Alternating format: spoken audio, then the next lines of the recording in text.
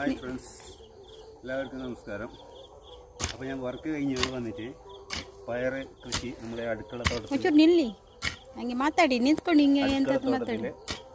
ചെറിയൊരു പയർ കൃഷി. അപ്പോൾ ഇതിന് സൈഡിലേക്ക് മണ്ണിടണം.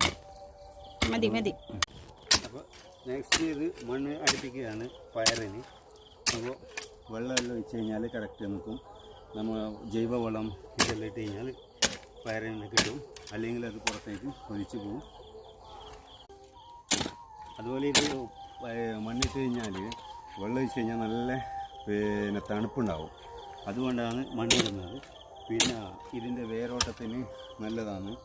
അല്ലെങ്കിൽ വെയിൽ കൂടുതലാകുമ്പോൾ ഇതിൻ്റെ വേര് ഡ്രൈ ആയിട്ട് ഇത് തണുപ്പുണ്ടെങ്കിൽ പയറിന് ഏറ്റവും നല്ലതാണ്. ഉപയോഗിച്ചിട്ട് നമ്മൾ ജൈവവളമാണ് കൂടുതലായിട്ട് ഉപയോഗിക്കുന്നത്.